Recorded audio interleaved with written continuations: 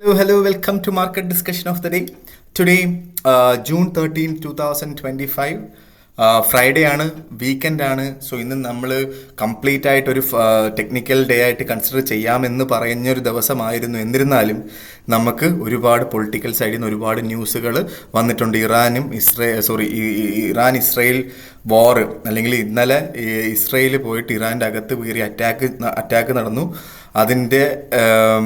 അതെന്തായി തീരും എന്നുള്ളൊരു കാര്യം നമുക്ക് ആർക്കും അറിയാത്തൊരു സിറ്റുവേഷൻ കൂടെയാണ്, അല്ലേ? സോ നമ്മൾ മാർക്കറ്റിനെ നോക്കി ഇന്ന് നമ്മൾ മാറി നിൽക്കുന്നതായിരിക്കും ഏറ്റവും നല്ലൊരു കാര്യം എന്ന് സജസ്റ്റ് ചെയ്തുകൊണ്ട് തന്നെയാണ് ഞാനിന്ന് തുടങ്ങുന്നത്. Okay, so coming to market discussion, നമുക്ക് ഫസ്റ്റ് ഓഫ് ഓൾ എന്താ പറയുക, നമ്മൾ എപ്പോഴും പറയാറുള്ളത് പോലെ നമ്മളുടെ ഫ്രീ ആയിട്ടുള്ള ഫോറക്സ് ട്രേഡിംഗ് കോഴ്സ് അടുത്ത ചൊവ്വാഴ്ച വീണ്ടും സ്റ്റാർട്ട് ചെയ്യുന്നുണ്ട്. 4 ദിവസത്തെ കോഴ്സാണ്. രാത്രി 7:30 മണിക്കും 10:30 മണിക്കുമായിട്ട് 2 ബാച്ചായിട്ടാണ് നമ്മളിത് പ്രൊവൈഡ് ചെയ്യുന്നത്. ഈ ഒരു സമയത്ത് നിങ്ങൾ ഫ്രീ ആയിട്ടുണ്ടെന്നുണ്ടെങ്കിൽ ഉറപ്പായിട്ടും എനിക്ക് എൻ്റെ ഡിസ്ക്രിപ്ഷനിൽ നമ്പർ ഉണ്ടാവും. എനിക്ക് മെസ്സേജ് അയച്ചു കഴിഞ്ഞാൽ ബാക്കി കാര്യങ്ങൾ ഞാൻ കോർഡിനേറ്റ് ചെയ്യുന്നതായിരിക്കും. ഞാൻ വീണ്ടും ഓർമ്മിപ്പിച്ചു പോവുകയാണ്.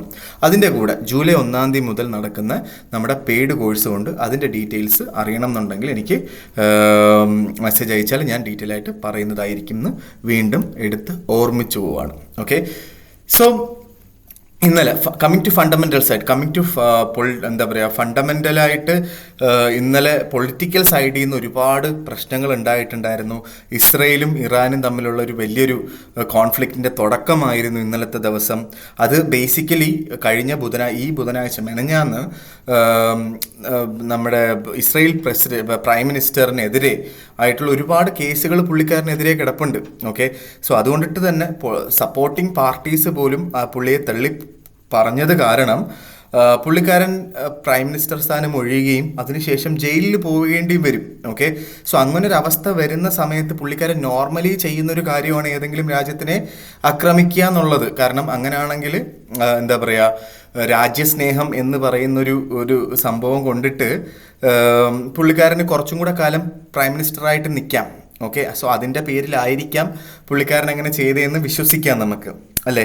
സോ ആ ഒരു കോൺഫ്ലിക്റ്റ് എത്ര കാലം നീണ്ടു നിൽക്കും എന്നുള്ളൊരു കാര്യം നമുക്ക് ആർക്കും അറിയില്ല. കാരണം ഇത് ടോട്ടലി ഒരു മിഡിൽ ഈസ്റ്റ് മൊത്തത്തിൽ ഉണ്ടാവുന്നൊരു പ്രശ്നമാകുമോ, അതോ ഇറാനും ഇസ്രയേലും മാത്രം നിൽക്കുന്നൊരു കാര്യമാകുമോ, അതോ ഇനി പണ്ടത്തെ ഇറാനെ സപ്പോർട്ട് ചെയ്യാനായിട്ട് ഇപ്പോൾ റഷ്യയുണ്ട്, നോർത്ത് കൊറിയയുണ്ട്. ഓക്കെ, സോ അവരുടെ കയ്യിൽ നിന്നൊക്കെ അവർക്ക് ഒരു അടിയായി വന്നു കഴിഞ്ഞാൽ അത് ഉറപ്പായിട്ടും ഒരു വേൾഡ് വാർ ആയിട്ട് പോകാനായിട്ടുള്ള പോസിബിലിറ്റി ഉണ്ട്. അത് മാത്രമല്ല, ഇസ്രയേലിൻ്റെ അടുത്തായിട്ടുള്ള US പോർട്സ് ചിലപ്പോൾ ഇറാൻ അറ്റാക്ക് ചെയ്ത് അത് US ഇടപെടും. അത് പിന്നീട് ഒരു വലിയൊരു വാറായിട്ട് മാറാനായിട്ടുള്ള പോസിബിലിറ്റി ഉണ്ട്. അങ്ങനെ വാറായിട്ട് വന്നു കഴിഞ്ഞാൽ ചിലപ്പം ഇറാനെ സപ്പോർട്ട് ചെയ്തുകൊണ്ട് മിഡിൽ ഈസ്റ്റ് നിൽക്കും. സോ മിഡിൽ ഈസ്റ്റിലൊക്കെയുള്ള ആൾക്കാർ ബേസിക്കലി എന്താ പറയുക, കുറച്ചും കൂടെ അലേർട്ട് ആവുക എന്നുള്ളൊരു കാര്യം കൂടെ എനിക്ക് എടുത്ത് പറയാനായിട്ടുള്ളത്. ഓക്കെ, സോ ഇത് കാരണം നമുക്ക് എന്താണ് സംഭവിക്കാൻ പോകുന്നത് എന്നുള്ളൊരു കാര്യമാണ് നമുക്ക് അറിയാൻ പാടില്ലാത്തത്. ഓക്കെ, ഇവിടെ തന്നെ നിന്ന് ആ ഒരു വാർ അപ്പം തന്നെ എന്താ പറയുക, അവർ തമ്മിൽ മാത്രമായി തീരണം എന്ന് നമുക്ക് പ്രാർത്ഥിക്കാം. അത് മാത്രമേ, കാരണം ഇറാൻ ഒരിക്കലും തിരിച്ചടിക്കാതിരിക്കത്തില്ല. കാരണം അത് അവരുടെ സർവൈവലിൻ്റെ ഭാഗമാണ്. ഇല്ലെങ്കിൽ ഇറാൻ ഇല്ലാതാക്കി കളയും, അല്ലേ? ഉറപ്പായിട്ടും ഇറാന് തിരിച്ചടിച്ചേ പറ്റുള്ളൂ. സോ അതുകൊണ്ടിട്ട് തന്നെ നമുക്ക് ആർക്കും അറിയാത്തൊരു കാര്യം തന്നെയാണത്. ഓക്കെ, സോ അതുകൊണ്ടിട്ട് മാർക്കറ്റിൽ നിന്ന് ഇന്ന് മാറി നിൽക്കുക. തിങ്കളാഴ്ച രാവിലെ നമുക്ക് നോക്കാം. തിങ്കളാഴ്ചയും കംപ്ലീറ്റ് ആയിട്ടൊരു ഒരു ടെക്നിക്കൽ ഡേ ആയിരുന്നു. പക്ഷെ എന്നിരുന്നാലും നമുക്ക് തിങ്കളാഴ്ച മാർക്കറ്റ് ഒന്ന് വീക്ഷിച്ചതിന് ശേഷം മാത്രം മാർക്കറ്റിലോട്ട് ഇറങ്ങുന്നതായിരിക്കും നമുക്ക് എല്ലാവർക്കും നല്ലതെന്ന് എടുത്ത് ഓർമ്മിപ്പിച്ച് പോവുകയാണ്. ഓക്കെ, സോ ചൊവ്വാഴ്ച ഞാൻ ജസ്റ്റ് അടുത്ത ആഴ്ചത്തെ ന്യൂസ് ഒന്ന് പറയുകയാണ്. ഈ ഒരു പ്രശ്നം ഉണ്ടായതുകൊണ്ട് എനിക്കറിയാം തിങ്കളാഴ്ച രാവിലെയാണ് നമ്മൾ ന്യൂസിനെ കുറിച്ച് പറയുന്നത്. തിങ്കളാഴ്ച നമുക്ക് റീറ്റെയിൽ സെയിൽസ് ഉണ്ട് USA നിന്ന്. ഓക്കെ, ഉച്ചയ്ക്ക് 1:30 മണിക്കാണ്. അതിനുശേഷം ബുധനാഴ്ച നമുക്ക് GBPയുടെ UK നിന്ന് ന്യൂസ് ഉണ്ട്. രാവിലെ UK ടൈമിംഗ് 7 മണിക്ക്. അതിനുശേഷം വൈകുന്നേരം 7 മണിക്ക് UK ടൈമിംഗ്, ഇന്ത്യൻ ടൈമിംഗ് എനിക്ക് തോന്നുന്നു രാത്രിയാവും, ഫെഡ് ഇൻട്രസ്റ്റ് റേറ്റ് ഉണ്ട്. ഓക്കെ, സോ ഇങ്ങനത്തുള്ള കുറേ ന്യൂസ് ഉണ്ട്. എനിക്ക് തോന്നുന്നത് അടുത്ത ആഴ്ച ഫ്രൈഡേ മാത്രമാണ് നമുക്ക് കംപ്ലീറ്റ് ആയിട്ടൊരു ടെക്നിക്കൽ ഡേ ആയിട്ട് കൺസിഡർ ചെയ്ത് നമുക്ക് ഒരു ട്രേഡ് എടുക്കാനായിട്ടുള്ള പോസിബിലിറ്റി ഉണ്ട് എന്നുള്ളതാണ് എൻ്റെ ഒരു വിശ്വാസം. ഞാൻ എക്കണോമിക് കലണ്ടർ നിങ്ങളും നോക്കുക, നിങ്ങളുടെ എക്കണോമിക് കലണ്ടർ ന്യൂസുകളെ പറ്റി ഒന്ന് അറിഞ്ഞിരിക്കുക.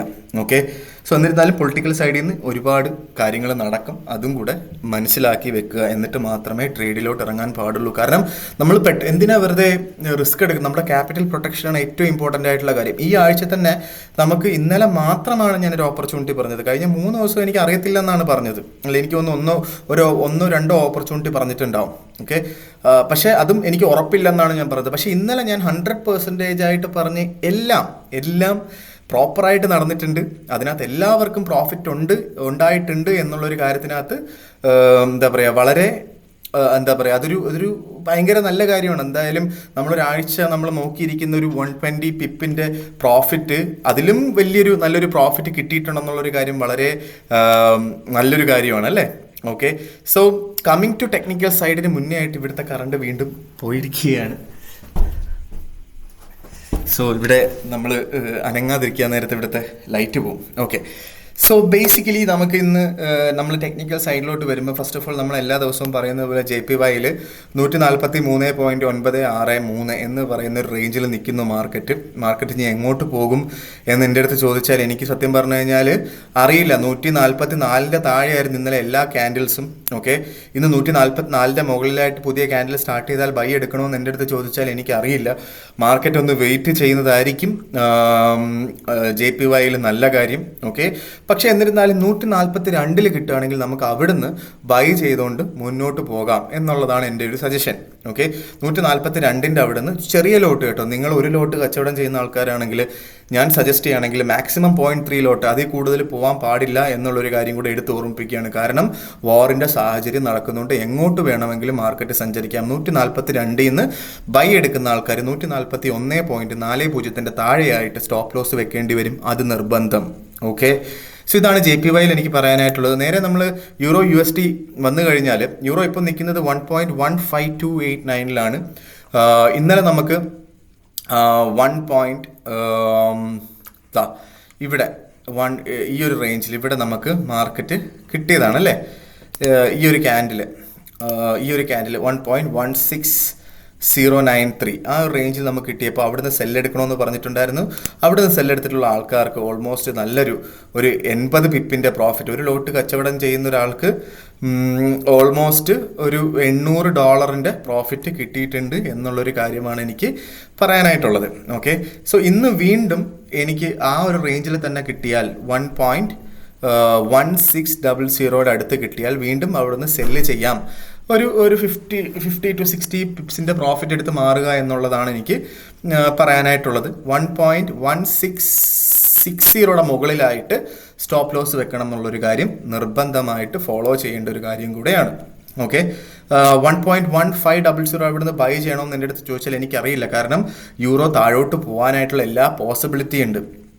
ഓക്കെ, 1.1100 തന്നെയാണ് ഒരു ലോങ്ങർ ടേമിലോട്ടുള്ളൊരു ബൈ. അങ്ങനെ നമുക്ക് ബൈ ചെയ്താൽ നമുക്ക് നല്ലൊരു 1500 പിപ്പിൻ്റെ മൂവ്മെൻറ്റ് നമുക്ക് കിട്ടും. ഒരു ലോട്ട് കച്ചവടം ചെയ്യുന്ന ആൾക്കാർക്ക് $15,000 പ്രോഫിറ്റാണ് അതിനകത്ത് കിട്ടുക.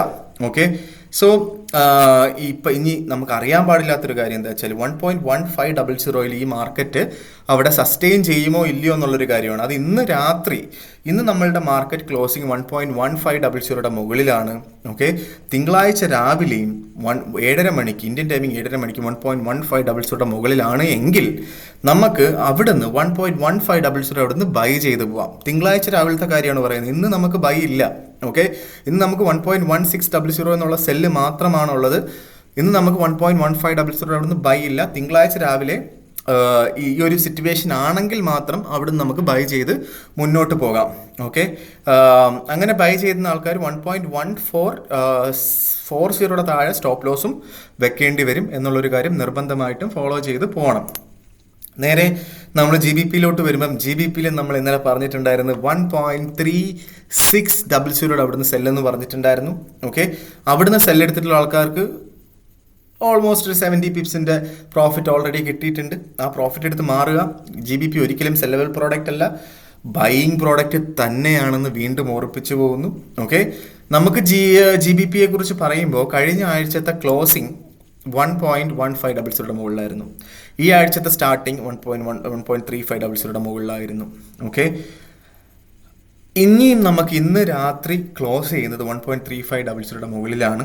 തിങ്കളാഴ്ച രാവിലെ 7:30 മണിക്ക് 1.3500 മുകളിലാണ് എങ്കിൽ നമുക്ക് അവിടുന്ന് ബൈ ചെയ്തുകൊണ്ട് സ്റ്റാർട്ട് ചെയ്യാം. ഇത് നമ്മൾ നേരത്തെ പറഞ്ഞ കാര്യമാണ്. അങ്ങനെ ആണെങ്കിൽ ഞാൻ പറഞ്ഞ സ്റ്റോപ്പ് ലോസ് ഉണ്ട്. ഈ ആഴ്ച ഏറ്റവും ലോ പോയത് എവിടെയാണ് നിങ്ങൾ നോക്കിക്കോ. 1. സോറി ഇതേതാ, ഓക്കെ GBP എന്നല്ലേ, ഓക്കെ. അപ്പോൾ നമുക്കറിയാം ഇന്ന് ഈ വട്ടം ലോ പോയത് 1.3466 വരെയാണ്. ഷാഡോ പോയിട്ടുള്ളത് മാക്സിമം പോയത് 1.3463 വരെയാണ്. ഓക്കെ, ഞാൻ പറഞ്ഞ സ്റ്റോപ്പ് ലോസ് 1.3400 താഴെയായിട്ട് സ്റ്റോപ്പ് ലോസ് ഇടണമെന്നാണ് പറയുന്നത്. ഓക്കെ, 1.34 അല്ല, 1.34 എന്താ പറയുക 3440 താഴെയായിട്ട് ഇടണം എന്നാണ് ഞാൻ പറഞ്ഞിരുന്നത് അല്ലേ. സോ അവിടെയാണ് സ്റ്റോപ്പ് ലോസ് ഇടേണ്ടത് എന്നുള്ളൊരു കാര്യം കൂടെ ഞാൻ എടുത്ത് പറഞ്ഞു പോവുകയാണ്. കാരണം ഇത് ഞാൻ പറയുന്നത് വേറെ കൊണ്ടല്ല, നമ്മൾ മാർക്കറ്റ് ഒന്ന് തിരിച്ചു പോകുന്ന സമയത്ത് പല ആൾക്കാർക്കും എന്നാൽ പിന്നെ സ്റ്റോപ്പ് ലോസ് എടുത്തൊന്ന് മാറ്റിയാലോ എന്നുള്ളൊരു തോന്നൽ ഉണ്ടാവുന്നത് കൊണ്ടിട്ടാണ് ഞാൻ പറഞ്ഞത് അങ്ങനെ എടുത്ത് ചേഞ്ച് ചെയ്യാതിരിക്കുക എന്നുള്ളൊരു കാര്യം. ഓക്കെ, സോ അങ്ങനെയാണെങ്കിൽ നമുക്ക് തിങ്കളാഴ്ച രാവിലെ 7:30 മണിക്ക് 1.3500 അവിടുന്ന് ഒരു ബൈ ചെയ്തുകൊണ്ട് മുന്നോട്ട് പോകാം. അത് നമുക്ക് വേണമെങ്കിൽ നിങ്ങൾക്ക് കുറച്ച് കാലത്തേക്ക് ഹോൾഡ് ചെയ്താൽ ഒരു 1500 പിപ്പിൻ്റെ മൂവ്മെൻറ്റ് വീണ്ടും കിട്ടും. അപ്പം എനിക്കറിയാം ഇപ്പോൾ GBP നിൽക്കുന്ന വലിയൊരു ഹൈയിലാണെന്നുള്ളൊരു കാര്യം നമുക്ക് തോന്നാം. ഓക്കെ, ഈവൻ ഞാൻ സ്റ്റാർട്ട് ചെയ്തതിന് ശേഷം GBP നിൽക്കുന്ന ഞാൻ ട്രേഡിംഗ് സ്റ്റാർട്ട് ചെയ്തതിന് ശേഷം GBP നിൽക്കുന്ന ഏറ്റവും വലിയൊരു ഹൈ പോയിന്റ് ആണിത്. അപ്പം കഴിഞ്ഞൊരു 3 വർഷത്തെ ഏറ്റവും വലിയ ഹൈ പോയിന്റ് ആണിത്. ഓക്കെ, പക്ഷേ GBP ഒരുപാട് സഞ്ചരിക്കാനുണ്ട്. അപ്പം അതുകൊണ്ടിട്ട് ഇതൊരു ഹൈ ആണെന്നൊന്നും വിചാരിക്കേണ്ട. ഇനി ഒരുപാട് മുകളിലോട്ട് പോകാനായിട്ടുണ്ട് GBP എന്നുള്ളൊരു കാര്യം കൂടെ ഞാൻ എടുത്ത് ഓർമ്മിപ്പിച്ച് പോവുകയാണ്. ഇതാണ് GBPയിലുള്ളൊരു അവസരം. GBPയിൽ ഇന്ന് എന്താ അവസരം എന്ന് ചോദിച്ചു കഴിഞ്ഞാൽ ഇന്നലെ പറഞ്ഞ സെയിം അവസരം 1.3600 അവിടെ നിന്ന് സെല്ല്, 1.3660 മുകളിൽ stop loss. Okay, coming to gold, recommendation ഒന്നുമില്ല. പക്ഷെ എന്നിരുന്നാലും ട്രേഡ് ചെയ്യണം എന്ന് നിർബന്ധമുള്ള ആൾക്കാർക്ക് 3380 ഇന്നലെ നമുക്കറിയാം. ഇന്നലെ നമ്മൾ ഗോൾഡിൽ പറഞ്ഞ ഓപ്പർച്യൂണിറ്റി 3340 ഉള്ളൊരു ബൈ നമ്മൾ പറഞ്ഞിട്ടുണ്ടായിരുന്നു അല്ലേ. ഓക്കെ, അങ്ങനെ ബൈ ചെയ്തിട്ടുള്ള ആൾക്കാർ, ഞാൻ 3342-43 ബൈ എടുത്തു, 3360 എത്തിയപ്പോഴത്തേക്കും ക്ലോസ് ചെയ്തു. ഓക്കെ, ഞാൻ അതിൽ കൂടുതൽ ഹോൾഡ് ചെയ്തില്ല എന്നുള്ളതാണ്. ഹോൾഡ് ചെയ്താൽ മതിയായിരുന്നു എന്ന് ഇപ്പം തോന്നാം, പക്ഷേ അങ്ങനെ തോന്നിയിട്ട് കാര്യമൊന്നുമില്ല. ആ തോന്നലാണ് ഏറ്റവും വലിയൊരു അപകടകാരി. ആ തോന്നലിലൂടെയാണ് നമുക്ക് ഇമോഷൻ വർക്ക് ആവുന്നതും പിന്നീട് നമുക്ക് പൈസ നഷ്ടപ്പെട്ടു പോകുന്നതും.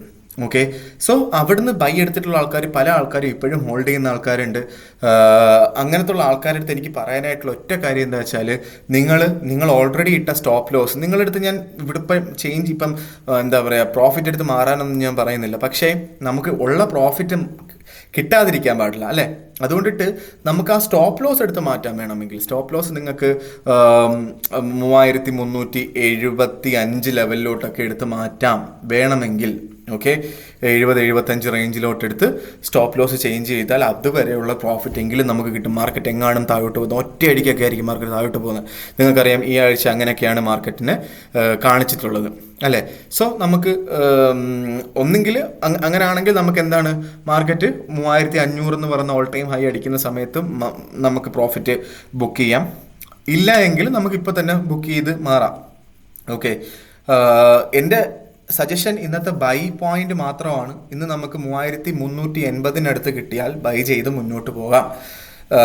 3370 താഴെയായിട്ട്, ഓക്കെ, സോ 70 താഴെയായിട്ട് നമ്മൾ സ്റ്റോപ്പ് ലോസ് വെക്കേണ്ടി വരും എന്നുള്ളൊരു കാര്യം കൂടെ കൺസിഡർ ചെയ്തിട്ട് വേണം നമ്മൾ ആ ഒരു ബൈ എടുത്ത് മുന്നോട്ട് പോകാനായിട്ട്. ഓക്കെ, 3370 താഴെയായിട്ട് 68-67 റേഞ്ചിലൊക്കെ സ്റ്റോപ്പ് ലോസ് വെക്കേണ്ടി വരും. $12-13 എന്താ പറയുക സ്റ്റോപ്പ് ലോസ് ഉണ്ട്. പക്ഷേ എന്നിരുന്നാലും നമ്മുടെ ടേക്ക് പ്രോഫിറ്റ് എന്ന് പറയുന്നത് എങ്ങനെ പോയാലും 3300-3430 റേഞ്ചിൽ നമുക്ക് ടേക്ക് പ്രോഫിറ്റും വെക്കാം. അപ്പം എന്താ പറയുക, നമ്മുടെ ആ ഒരു റിസ്ക് ടു റിവാർഡ് റേഷ്യോ അത്യാവശ്യം നല്ല റേഷ്യോ ഉണ്ട്. അതുകൊണ്ടിട്ട് ആ റിസ്ക് എടുക്കുന്നതുകൊണ്ട് വലിയ തെറ്റില്ലാത്ത കാര്യമാണ് എന്ന് വീണ്ടും ഞാൻ എടുത്ത് ഓർമ്മിപ്പിച്ച് പോവുകയാണ്. ഓക്കെ, സോ ഇതാണ് എനിക്ക് നമ്മുടെ ഗോൾഡിൽ പറയാനായിട്ടുള്ളൊരു അവസരം എന്ന് പറഞ്ഞു കഴിഞ്ഞാൽ. വേറെ എവിടെയും ബൈ ചെയ്യണമെന്ന് എൻ്റെ അടുത്ത് ചോദിച്ചാൽ എനിക്ക് സത്യം പറഞ്ഞാൽ എനിക്ക് വേറെ എവിടെയും പോയി ബൈ എടുക്കാനായിട്ടുള്ളൊരു ഇതില്ല. കാരണം ഇന്നലെ തന്നെ അത്യാവശ്യം നല്ലൊരു പ്രോഫിറ്റ് ഈ ആഴ്ച കിട്ടി. ഇനി നമ്മൾ ആ ഒരു പ്രോഫിറ്റും കൂടെ കൊണ്ട് കളയേണ്ട കാര്യമില്ലല്ലോ അല്ലേ. ഗോൾഡ് അപ് ട്രെൻഡ് തന്നെയാണ്. അപ്പോൾ എന്നും പറഞ്ഞ് ഇവിടുന്ന് ബൈ എടുക്കണമെന്ന് പറഞ്ഞാൽ ഇവിടുന്ന് നമുക്ക് എവിടെ നമ്മൾ സ്റ്റോപ്പ് ലോസ് വെക്കും? അതാണല്ലോ ഇവിടുത്തെ പ്രശ്നം. ഓക്കെ, വേണം എന്നുള്ള ആൾക്കാർക്ക് 3315 ഒരു നല്ലൊരു സപ്പോർട്ടുണ്ട്, 3415 ഒരു നല്ല സപ്പോർട്ടുണ്ട്. ഓക്കെ, ഇല്ലെങ്കിൽ 3410 വരെ വെയിറ്റ് ചെയ്ത് അവിടുന്ന് വേണമെങ്കിൽ നമുക്കൊരു ബൈ ചെയ്ത് മുന്നോട്ട് പോകാം. ഓക്കെ, പക്ഷേ ഇവിടെയൊക്കെ ഉള്ള പ്രശ്നം സ്റ്റോപ്പ് ലോസ് വെക്കുന്നത് എവിടെയാണെന്നുള്ളതാണ് ഇവിടുത്തെ പ്രശ്നം.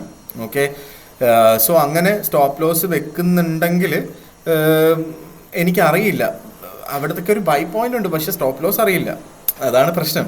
ഓക്കെ, സ്റ്റോപ്പ് ലോസ് അറിയണം എന്നുണ്ടെങ്കിൽ മാർക്കറ്റ് ഇന്ന് അവസാനിച്ച് മാർക്കറ്റിൻ്റെ ആ ഒരു കാരണം അടുത്ത ലെവലിൽ പോയി, മാർക്കറ്റ് റേഞ്ച് വിട്ടുപോയി. നേരത്തെ 3300 തൊട്ട് 3400 വരെയുള്ള റേഞ്ചിലായിരുന്നു അങ്ങോട്ടും ഇങ്ങോട്ടും കളിച്ചുകൊണ്ടിരുന്നത് കഴിഞ്ഞ 2 ആഴ്ചയായിട്ട് അല്ലേ.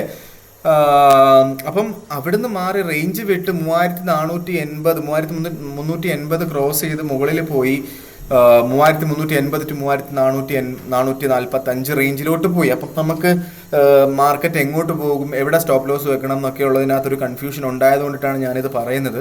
3380 കിട്ടിയാൽ നമുക്ക്, അതായത് ലോവർ പോയിന്റ് ആണ്, ഈ പറയുന്ന റേഞ്ചിന്റെ ലോവർ പോയിന്റിൽ നമുക്ക് കിട്ടിയാൽ അവിടുന്ന് ബൈ ചെയ്യാം. ഓക്കെ, പക്ഷെ 3445 അവിടുന്ന് സെല്ല് ചെയ്യണമെന്ന് വെച്ചാൽ എനിക്കറിയില്ല.